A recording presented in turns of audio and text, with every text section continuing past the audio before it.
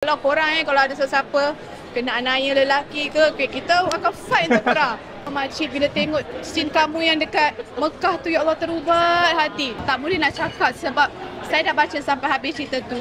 Saya marah sangat-sangat. Director bagi saya satu alasan yang saya boleh terima dan sangat-sangat valid lah. Kerana dia kata kekerasan ni kita tak perlu tunjuk dan kita tak perlu balas dengan kekerasan. Kelembutan tu lebih keras daripada tu. I dah macam dah ready dah. Tapi I rasa ada satu scene yang diorang potong. Ada juga actually ada dua scene. Satu scene yang masa Pak Ad datang bawa pistol nak tembak Yam ni. Yang tu satu scene. Ada lagi satu scene lepas Pak Ad dah kena sebelum dia caw, dia macam Pak Ad kena masuk jail yang dia kena tangkap tu. Lepas tu dia datang balik, dia nak kata dia dah berubah, dia nak ambil Yam balik lah. So Yam pun reject dia masa tu. So still saya kalau dalam drama memang kita akan macam kau siapa kan, macam tu. Tapi ni dia kata lembut lagi. Lembut lagi. Lembut lagi. Watak yang sangat-sangat Waidah sangat lembut lah, sangat dari segi luarannya. Itu yang mencabar untuk saya kerana nak menunjukkan ketegasan dalam kelembutan.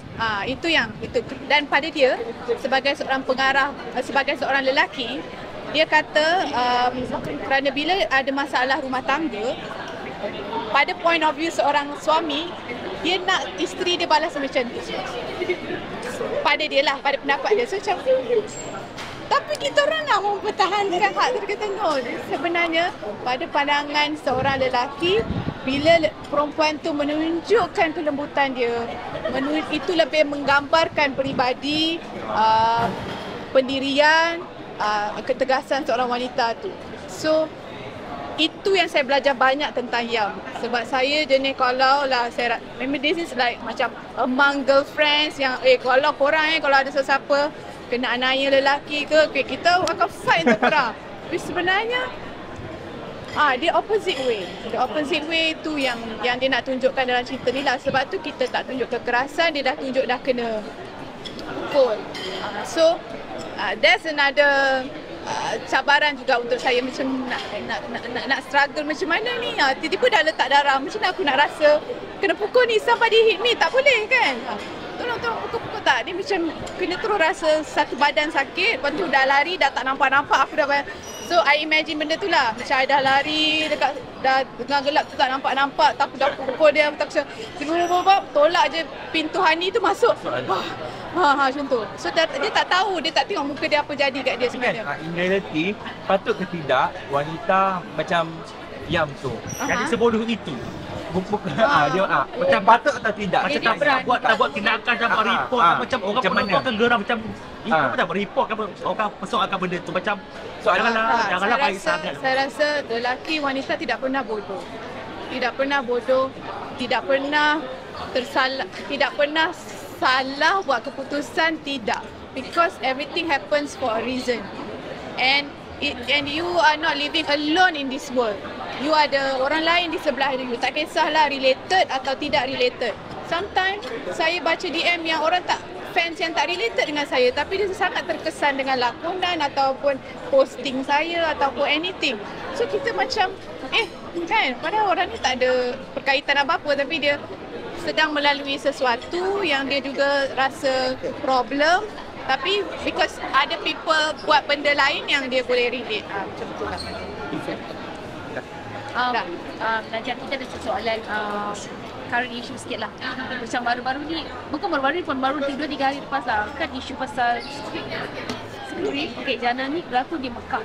Dia menyebut skrip tu tentang isu dia sebagai menantu yang jahat, tapi dia tak melontarkan skrip tu yang macam menyebut depan makam Rasulullah ini macam dia macam bersumpah tak kat situ. Bersumpah di depan Kaabah. Tapi mereka berlakon di Mekah, tapi sebagai seorang pelakon, Nadia rasa berani itu tak untuk ikut tanggungjawab seperti itu. Kalau ketika berada di tanah suci lah. Tanah suci lah. Ada tengok video tu. Okay, saya tak tahu pasal. Saya tak tahu pasal isu itu. But I also understand that setiap pelakon ada cabaran masing-masing. Be it di tempat holy, di tempat yang suci atau di tempat yang paling kotor, kita semua kena pergi dan kena perform. Dan kena perform. Ujung pangkal dia terletak pada niat kita. Sama juga bila saya pergi syuting Adam dan Hawa, saya berpeluang untuk menjejakkan kaki di tanah suci. Walaupun kita tahu kita shoot dekat situ adalah kita boleh dikatakan menceroboh lah kan, menceroboh lah sebab mana boleh syuting dekat dalam Kaabah kan, tapi niat kita apa? Niat kita apa? Dan saya tak boleh nak justifikan niat kita pada ketika itu bagus atau tidak, tapi alhamdulillah setelah lebih 10 tahun Adam dan Hawa masih terkesan sehingga sekarang. Setiap kali saya jumpa makcik-makcik ke apa-apa, ya Allah makcik, bila tengok scene kamu yang dekat Mekah tu, ya Allah terubat hati.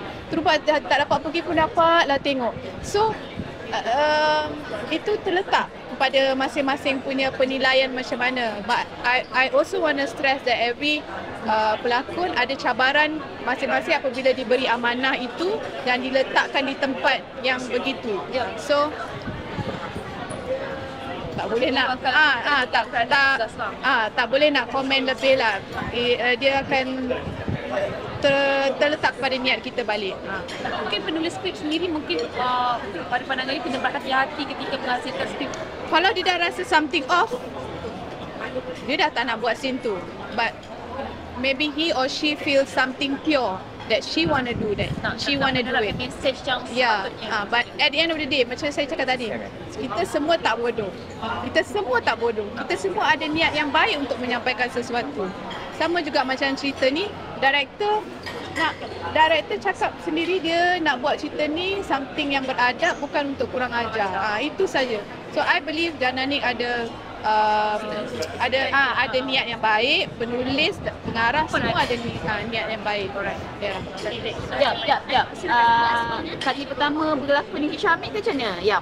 Okey, I baru teringat tadi. I baru teringat tadi. Sebenarnya I pernah shoot dengan dia. Lama telemovie. RTM. Okey, jadi dah pernah lah. Pernah berlakon sekali, tapi itu dah lama. Tu bila jumpa balik, macam dah lama tak pernah jumpa. Starstruck sangat dan tak percaya. Tak percaya, boleh ke dia bawakan watak ni? Tapi bila director sangat confident dia boleh buat, because at the same time kita character briefing, kita fitting baju juga. So bila dia pakai baju tu, so I intan, kita pasang strategi. Dan yang tak bercakap dengan Pak Ais sepanjang tak boleh shooting. Tak boleh nak cakap sebab saya dah baca sampai habis cerita tu. Saya marah sangat-sangat. Marah yang macam tak boleh. Memang sebab diam tak boleh nak cakap dengan orang lain. Nanti suami marah. Lepas tu I sayang dia. So macam mana kita nak marah orang yang kita sayang, tapi kita diseksa, tapi tak ada orang faham kita. Pak Ai nak cakap pun Tapi dekat set dia ada cakap juga tak? macam tu je lah. So kiranya masa PC tu barulah okey. Macam terkejut dia macam, Nadia, ayo macam Suami aku kan. macam itulah dia macam okey. So sebenarnya perasaan itu ketika tu je lah. Sebab kita orang kan kawan-kawan, jadi bila after shoot kita pergi lepak, kita pergi buat pasu kat Kuala Kangsar, buat pasu, lepas tu kita pergi jalan-jalan makan-makan laksa. Dia tak ikut. Dia tak ikut, dia macam dia nak dalam sebab kepompong dia, kerana dalam kampung tu pun sendiri dia memang dia alienatekan sebab dia kan dulu poli. Jadi mungkin ada something happen yang dia buat, so dia memberi kesan kepada mental dan fizikal dia. So dengan orang rasa macam dia gila ke tak betul ke, macam itulah, macam dia disturb. So dia duduk dalam hotel. Okey Nadia, terima kasih banyak-banyak. Terima kasih.